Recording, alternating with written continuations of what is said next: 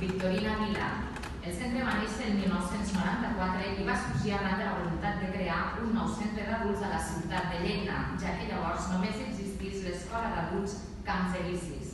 Des del primer moment, l'escola ha contribuït a teixir noves i segones oportunitats. Ha treballat per donar suport i ajudar a trencar barreres, a desxifrar els llenguatges de les tecnologies i de les arts plàstiques, a més d'abraçar la cultura i defensar-la. Recull el reconeixement el seu director, el senyor Javier Hernández Vilà.